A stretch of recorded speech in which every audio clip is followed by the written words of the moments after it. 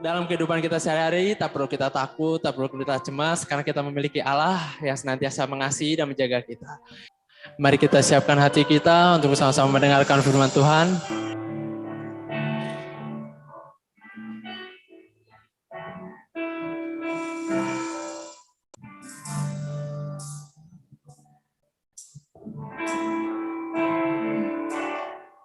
Kusiapkan hatiku Tuhan untuk dengar firman-Mu saat ini. Ku sujud menyembah-Mu Tuhan, masuk hadirat-Mu saat ini.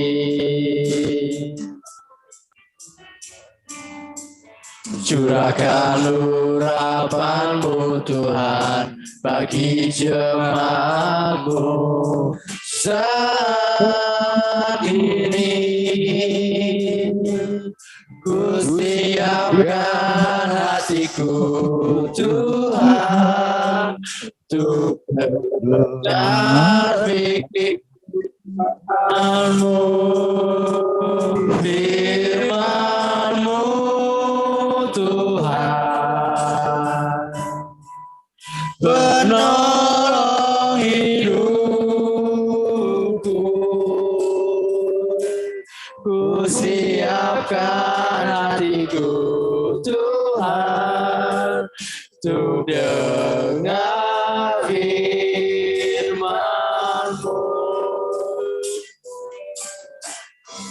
Hatiku telah siap Tuhan untuk dengar firman-Mu.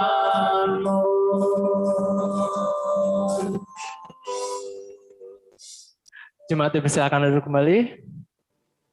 Kami persilakan kepada Bapak Dani TUP Oleri untuk pelayanan firman-Nya. Tuhan Yesus memberkati. Baik, terima kasih. Salam buat semua jemaat di sana.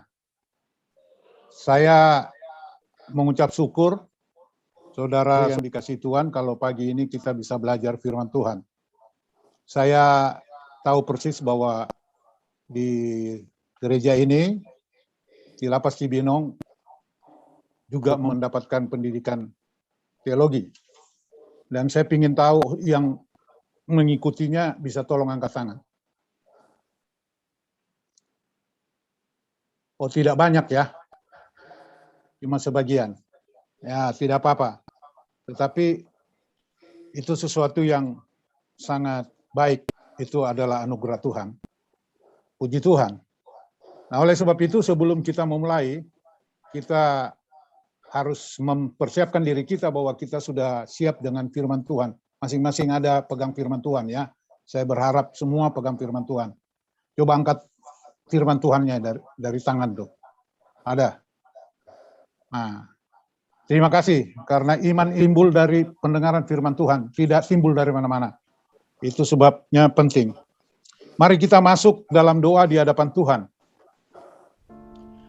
Bapa Surgawi, kami naikkan syukur atas penyertaan-Mu sepanjang hari ini. Kami percaya ada kekuatan Tuhan dan anugerah Tuhan dan berkat-berkat Tuhan, khususnya yang kami menyadarinya dan kami menerimanya, bahkan kami mendapatkan lebih daripada apa yang kami minta. Khususnya Tuhan, kami bisa berjumpa pada saat ini dalam pertemuan ibadah hari Minggu bersama jemaat Gereja Ekumene di Lapas Cibinong, walaupun melalui online. Seperti ini, kami bersyukur kepadamu. Kami mohon kiranya waktu-waktu yang akan singkap dan sejenak kami lalui, kami percaya berkat-Mu tak pernah diduga oleh manusia. Kami percaya berkat juga disediakan bagi kami. Kami berdoa dan bersyukur di dalam nama Tuhan Yesus Kristus, Juru Selamat kami yang hidup. Amin.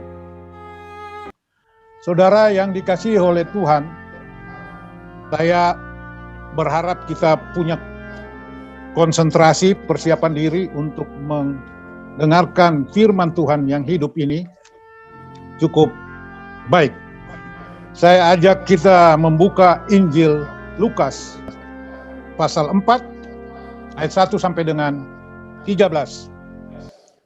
Saya membaca ayat 1, saudara-saudara membaca bergantian. Yesus yang penuh dengan Roh Kudus kembali dari Sungai Yordan, lalu dibawa oleh Roh Kudus ke padang gurun. Di situ ia tinggal 40 hari lamanya dicobai iblis. Selama di situ ia tidak makan apa-apa dan sesudah waktu itu ia lapar. Lalu berkatalah iblis kepadanya, "Jika engkau anak Allah, suruhlah batu ini menjadi roti." Jawab Yesus kepadanya, "Ada tertulis, manusia hidup bukan dari roti saja." Kemudian ia membawa Yesus ke suatu tempat yang tinggi dan dalam sekejap mata ia memperlihatkan kepadanya semua kerajaan dunia.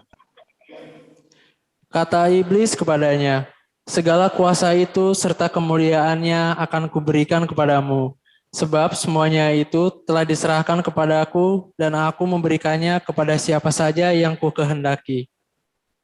Jadi jikalau engkau menyembah aku, seluruhnya itu akan menjadi milikmu." Tetapi Yesus berkata kepadanya, "Ada tertulis, engkau harus menyembah Tuhan, Allahmu, dan hanya kepada Dia sajalah engkau berbakti." Kemudian ia membawa Yesus ke Yerusalem dan menempatkan dia di bangunan Bait Allah. Lalu berkata kepadanya, "Jika engkau anak Allah, jatuhkanlah dirimu dari sini ke bawah. Sebab ada tertulis mengenai engkau, Ia akan memerintahkan malaikat-malaikatnya untuk melindungi engkau. Dan mereka akan menantang engkau di atas tangannya, supaya kakimu jangan terantuk kepada batu." Yesus menjawabnya, katanya, "Ada firman, jangan engkau mencobai Tuhan Allahmu." Sesudah iblis mengakhiri semua pencobaan itu, ia mundur daripadanya dan menunggu waktu yang baik. Nah, ini pembacaan firman Tuhan. Berbahagialah orang yang mendengarkannya dan merenungkannya serta menjalaninya. Saudara yang dikasihi Tuhan, ketika sekarang kita membaca mengenai pencobaan yang dialami Tuhan Yesus, kita perlu ketahui bahwa kejadian itu adalah kejadian yang mengikuti daripada kejadian apa? Ada yang tahu? Ya, saya ulang sekali lagi. Kejadian itu adalah kejadian yang mengikuti daripada kejadian baptisan.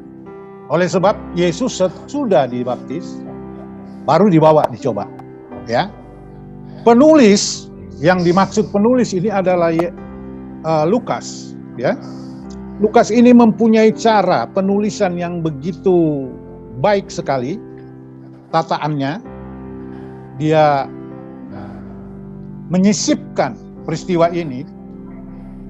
Jadi Lukas ketika kemudian menyelipkan silsilah di sini, sebelum pasal yang kita khotbahi ini, ya, saya mohon kalian konsen dalam firman Tuhan supaya kita belajar lebih menarik, ya. Sebelum dia menyelipkan silsilah di sini, ini tidak jadi kemudian membuat kita tidak mengetahui bahwa sesungguhnya baptisan diikuti kemudian oleh pencobaan di padang gurun, atau pencobaan di padang gurun didahului oleh peristiwa baptisan. Dan sesungguhnya, saudara-saudara, pencobaan di padang gurun memang sangat tepat mengikuti akan baptisan. Ya, jadi kalau bahasa sehari-hari yang gampang itu, jikalau kita dibaptis, jangan kita terus seenak-enaknya merasa bahwa sudah aman. Justru habis dibaptis, maka pencobaan akan segera menyampiri kita. Ini sesuatu yang perlu kita pegang. Ada dikatakan di dalam ayat 1 yang tadi kita baca, Yesus pernah dengan Roh Kudus kembali dari Sungai Yordan, ya, lalu dibawa oleh Roh Kudus ke padang gurun. Yesus dibawa ke Sungai Yordan, lalu dibaptiskan. Dan sesudahnya ketika dia kembali dari Sungai Yordan, ya, dia dibawa oleh Roh Kudus ke padang gurun untuk kemudian dicobai oleh iblis, saudara. Ini menjadi sesuatu yang sangat tepat, beriring dan beruntun. Oleh karena saudara masih mengingat sewaktu Yesus dibaptis, maka ada suara dari langit. Begitu kan? Kalau baca Injil, maka langsung tangkap nih, ya. Maka ada suara dari langit yang mengatakan, inilah anakku yang kukasihi, kepadanyalah aku berkenan. Kalau di dalam versi Injil Lukas yang kita baca saat sekarang, dikatakan, engkau anakku yang kukasihi, kepadamulah aku berkenan. Mengapa Yesus harus diperkenan? Dan bagaimana mungkin Yesus diperkenan kalau dia kemudian tidak sehati dengan Bapa, tidak patuh dan tidak taat dengan kehendak Allah? Lalu bagaimana kemudian kita mengetahui bagaimana sejarah kemudian mencatat bahwa Yesus itu kemudian taat kepada Bapa kalau dia tidak pernah diuji? Maka saudara-saudara, sesudah Yesus dibaptis, Yesus ketika kemudian meninggalkan Sungai Yordan, dia kemudian menuju ke padang gurun. Dan di situ dia dibawa oleh Roh Kudus. Roh Kudus yang membawa dia ke padang gurun untuk dicobai, untuk menjadi satu pembuktian bahwa dia yang dibaptis dan dia yang menerima sebutan bahwa dialah yang diperkenan. Memang dia layak diperkenan. Dan seterusnya akan diperkenan terus. Nah, oleh karena pencobaan ini menjadi satu pembuktian bahwa perkenaan Bapa bukan omong kosong, saudara. Bahwa perkenaan Bapa itu bukan cuma sekedar ucapan manis yang sebetulnya saudara-saudara belum pernah ada kebenarannya. Bagaimana kebenaran itu bisa kemudian muncul? Adalah ketika dibuktikan, maka pencobaan di padang gurun mengikuti baptisan, saudara. Kita juga bisa ingat peristiwa Ayub, ya. Saya mengajak saudara sudah siap-siap buka kitab Ayub pasal 1, ayat 1 sampai dengan 8 kurang lebih. Ya. Ayub juga mendapat pencobaan dari iblis. Saya pelan-pelan saja, yang penting firman sampai ke dalam hati pikiran saudara dan bekerja untuk mengubah iman percayamu. Ya. Saya ulang sekali lagi, Ayub juga mendapat pencobaan dari iblis. Sesudah terlebih dulu ada dialog antara Allah dengan iblis, saudara. Saudara, Tuhan menyatakan bahwa Ayub adalah orang yang takut akan Allah dan menjauhi kejahatan. Bahkan Tuhan katakan, tidak ada seorang pun di bumi seperti Ayub. Nah, lihat Alkitab, kitab Ayub pasal 1 ayat 8, bunyinya demikian. Ya, sambil baca, nyolong baca, dengar penyampaian firman, renungkan. Indah kita belajar firman pagi ini. Penuh konsentrasi. Lalu iblis kemudian mengajukan pertanyaan seperti ini. Apakah Ayub akan tetap takut akan Allah kalau dia tidak mendapat apa-apa? Karena engkau membuat pagar sekeliling dia maka dia takut kepadamu.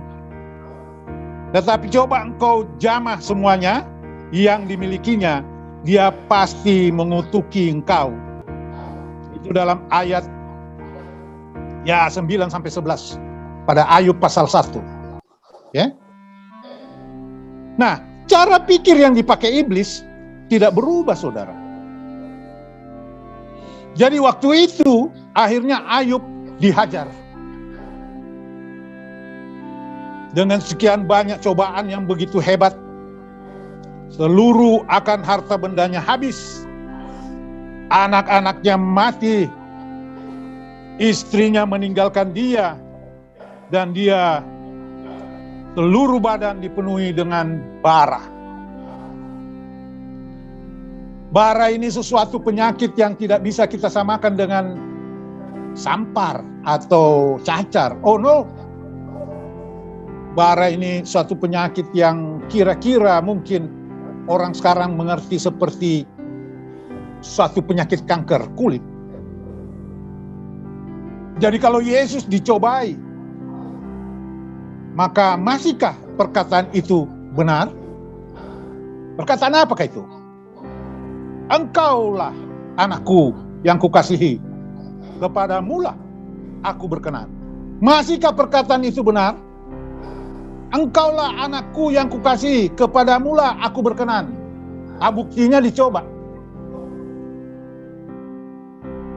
Begitu pula yang dialami oleh Ayub. Nah, kalau kita renungkan buat kita saat sekarang, makin mendekat sama Tuhan, makin mengakui dosa, kemudian berbalik 180 derajat, bertobat, bukannya senang, happy, menikmati ciptaan anugerah umum dari Tuhan untuk kesenangan diri, malah cobaan dapat. Nah, cara ini dipakai iblis untuk Tuhan, saudara-saudara. Apalagi dengan kita.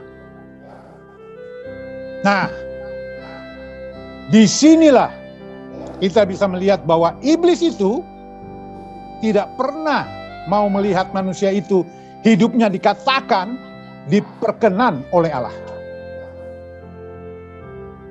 Saya mengajak saudara-saudara fokus untuk mendengarkan dan melihat firman. Iblis sangat tidak suka kalau ada manusia yang kemudian betul-betul mau mengabdi kepada Allah. Hidupnya penuh dengan kesalehan. Sampai-sampai perkataan dari Allah nongol lagi. Tidak ada manusia yang di bumi yang seperti dia.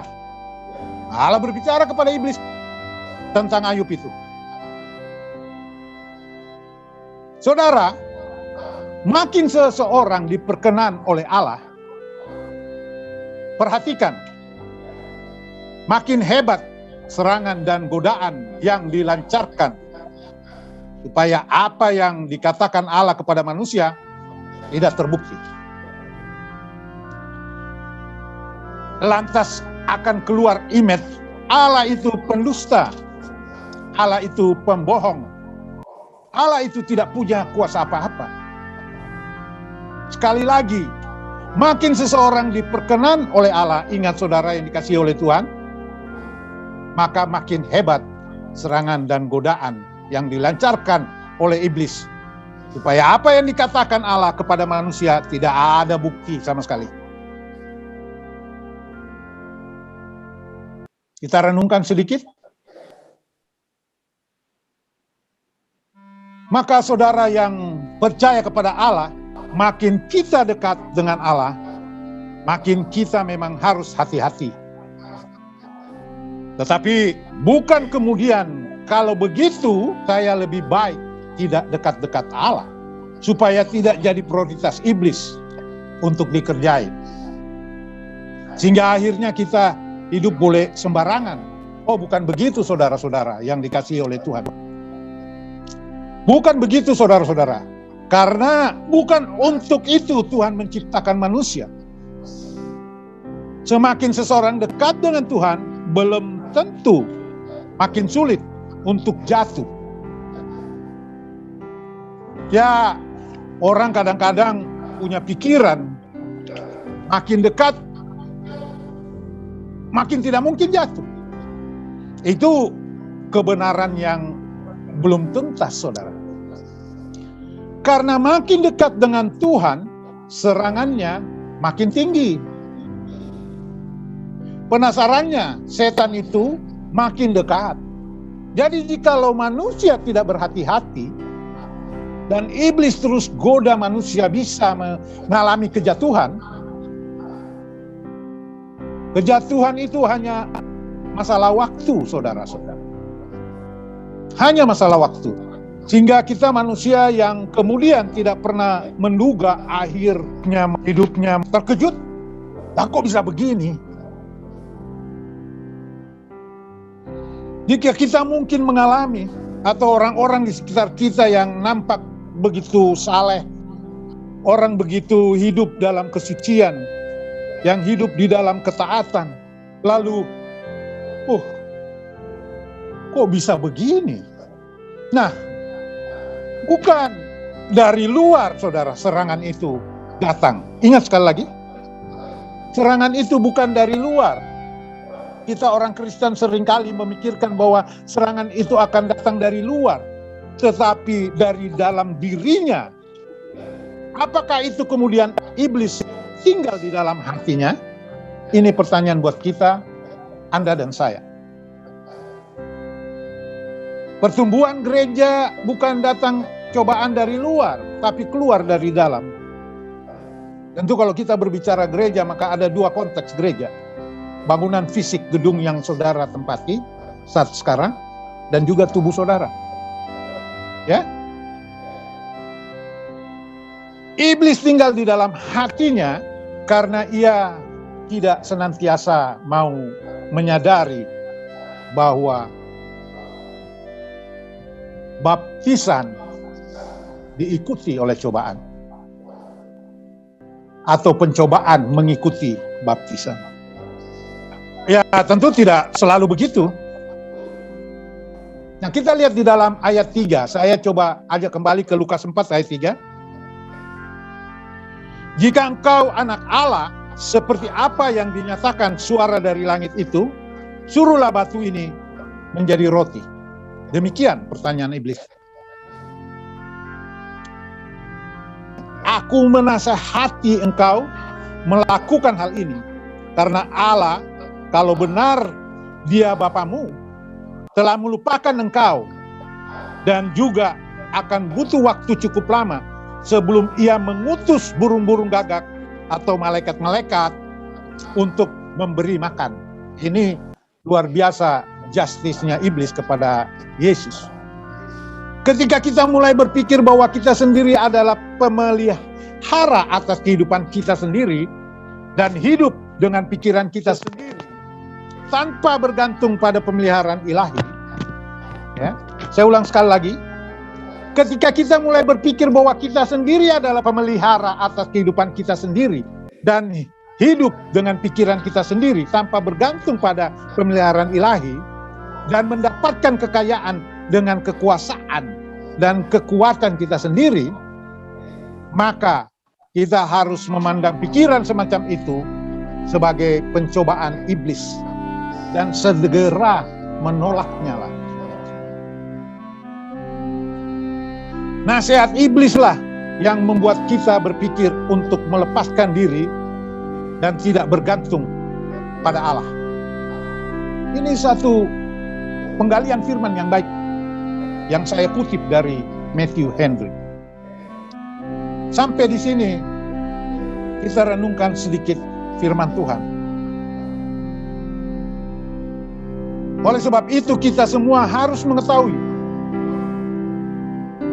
ada dua kesimpulan yang saya mau sampaikan kepada saudara dan saya pada pagi hari ini. Berbicara tentang pencobaan di gunung. Pertama, saudara, dari pendengaran dan penjelasan firman yang hidup, disiplin dan ketat itu, ada dua kesimpulan yang saya ingin sampaikan. Satu, pencobaan selalu menawarkan jalan yang pintas. setan sering menawarkan hal ini, saudara. Saya ulang sekali lagi. Pencobaan selalu menawarkan jalan yang pintas. Tidak mau capek, tidak mau belajar, tidak mau repot, tidak mau menderita, tidak mau susah, tidak mau mengikuti proses. Jalan pintas. Dan setan sering menawarkan hal ini kepada saudara-saudara yang dikasih Tuhan maupun kepada saya. Dan ingat baik, Tuhan jarang memakai jalan ini. Itu poin pertama yang perlu kita renungkan dari penyampaian firman ini. Lantas kedua, pencobaan selalu membuat kita ragu kepada Tuhan Yesus Kristus yang sedang menggenapi penggenapan penebusannya. Kadangkala kita dalam hidup kenal Tuhan Yesus dengan tidak kenal Tuhan Yesus. Tidak baca firman sama baca firman. Memikul salib untuk menjalankan apa yang diajarkan oleh Tuhan Yesus agar supaya hidup ini benar, berlayak di hadapannya. Oh, tidak enak. Lebih enak ya anggap saja Tuhan Yesus itu adalah sesuatu yang memang suatu idola saya. Apabila saya mengalami kebutuhan dan merasakan penat dan susah, maka saya datang menyanyi, menyembah-nyembah dia dengan gaya-gaya nyanyian yang begitu keduniawian. Atau mungkin udah biasa-biasa saja, tidak usah fanatik. Maka perlu kita pikirkan dua poin yang saya sampaikan tadi. Pencobaan selalu menawarkan jalan yang pintas. Setan sering menawarkan hal ini. Tuhan jarang memakai jalan ini. Sekali lagi yang kedua, pencobaan selalu membuat kita ragu kepada Tuhan Yesus Kristus, Sang Penebus, pengantara. Pengantara kepada Allah sebagai manusia berbicara kepada yang ilahi, dan pengantara kepada manusia yang berdosa sebagai Allah yang ilahi. Kiranya firman Tuhan pagi ini bisa menguatkan hati dan pikiran kita. Saya ingin sekali untuk menyampaikan firman pada anak-anak binaan di sini yang sifatnya konteksnya biblikal. Jadi kita tidak berbicara di luar firman Tuhan. Kita hanya berbicara firman Tuhan. Kiranya Tuhan mendengarkan pergumulan kita, dan kita berdoa sekali lagi menghadap Tuhan. Mari kita berdoa. Bapa di surga, kami bersyukur atas waktu yang kami boleh lalui bersama. Kami enjoy dalam menghadapi keadaan walaupun melalui online. Kami terima merupakan suatu anugerah yang Tuhan berikan dalam kehidupan kami semua. Karena begitu pula sesuatu yang pernah terjadi bahkan sejak dahulu kala. Tuhan sudah bisa berbicara dengan Musa melalui cahaya yang menembus batu, mengukir dua loh batu. Dan sekarang zamannya Tuhan menunjukkan teknologi itu, bahwa itu teknologi yang sudah usang dulu sudah dia lakukan melalui hubungan kita di dalam online. Percikan-percikan listrik yang kami bisa nikmati sekalipun melalui HP. Kami punya tempat tinggal jauh berbeda masing-masing, tapi Engkau bisa ukirkan sehingga kami bisa mendengar firman-Mu. Ini adalah suatu anugerah yang kami syukuri. Bersamaan dengan firman itu Tuhan, tentang firman-Mu, kami percaya ada banyak waktu yang kami butuhkan lebih banyak, lebih panjang. Namun sebelum itu, semua kami bersyukur atas apa yang boleh kami terima dan kami kerjakan, khususnya saat ini. Terima kasih ya Bapa, kami bersyukur, berterima kasih, kami mohon penyertaan Tuhan sepanjang hari ini. Dan hanya di dalam nama Tuhan Yesus Kristus, Juru Selamat kami yang hidup, kami berdoa. Amin. Kini tiba saatnya kita masuk dalam pengakuan iman Rasul kita. Kita bacakan secara bersama-sama. Aku percaya kepada Allah, Bapa yang Maha Kuasa, Khalik langit dan bumi, dan kepada Yesus Kristus, anaknya yang tunggal Tuhan kita, yang dikandung dari Roh Kudus, lahir dari anak darah Maria, yang menderita sengsara di bawah pemerintahan Pontius Pilatus, disalibkan, mati dan dikuburkan, turun ke dalam kerajaan maut. Pada hari yang ketiga, bangkit pula dari antara orang mati, naik ke sorga, duduk di sebelah kanan Allah, Bapa yang Maha Kuasa. Dan dari sana ia akan datang untuk menghakimi orang yang hidup dan yang mati. Aku percaya kepada Roh Kudus, gereja yang kudus dan am, persekutuan orang kudus, pengampunan dosa, kebangkitan tubuh, dan hidup yang kekal. Amin. Saya undang saudara dikasihi Tuhan untuk bangkit berdiri. Dan kita berdoa, doa Bapa kami. Bapa kami yang ada di surga, dikuduskanlah namamu, datanglah kerajaan-Mu, jadilah kehendak-Mu, di bumi seperti di surga. Berilah kami pada hari ini makanan kami yang secukupnya, dan ampunilah kami atas kesalahan kami. Kami telah mengampuni orang bersalah kepada kami. Dan janganlah membawa kami dalam pencobaan, tetapi lepaskanlah kami daripada yang jahat. Karena Engkau yang punya kerajaan dan kuasa dan kemuliaan sampai selama-lamanya. Amin.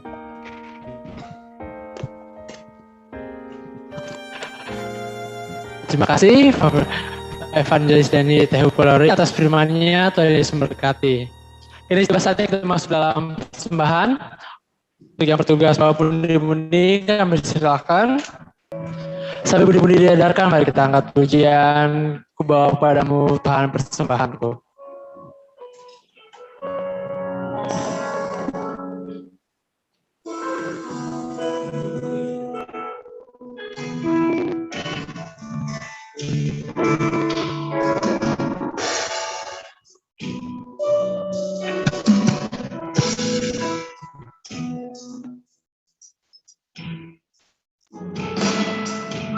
Ku bawa kepadamu,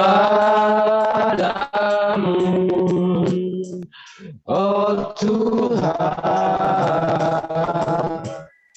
persembahanku ini.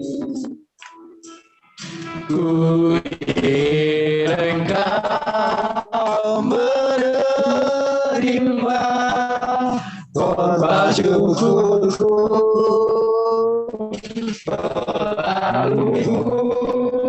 tidak akan pernah ku bawa selain yang terbaik, yang harum dan di hadapan tatamu, Yesus, ku terimalah korban syukurku ini, yang mengalir di hatimu sebagai penyembahanmu.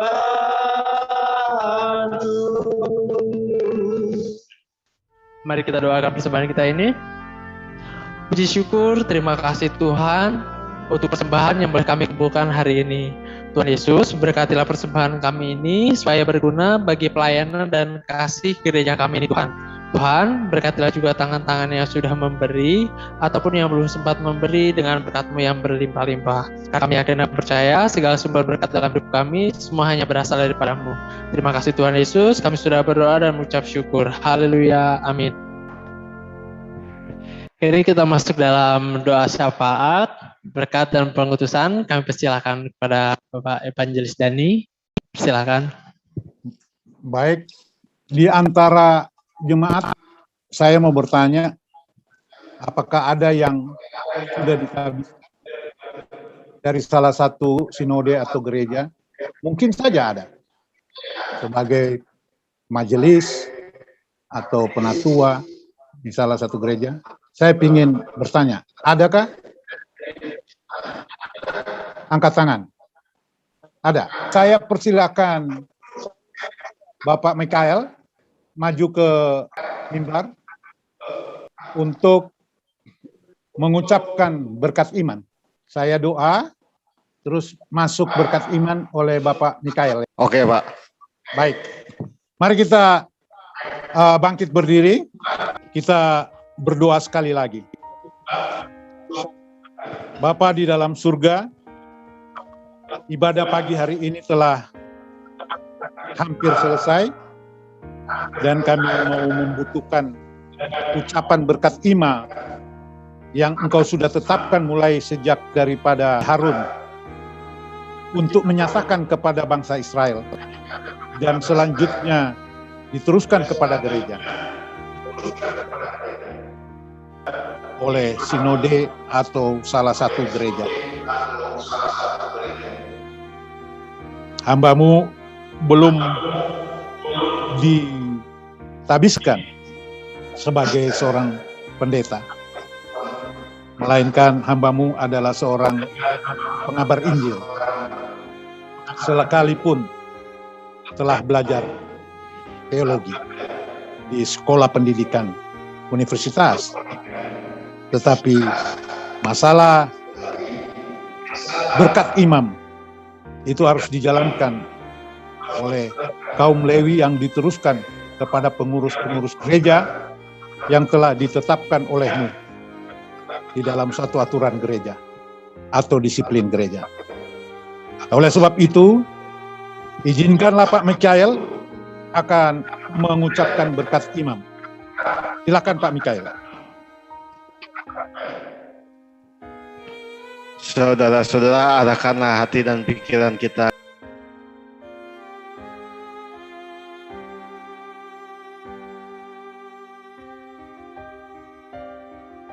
Salam. Silakan duduk saudara-saudari yang dikasih Tuhan.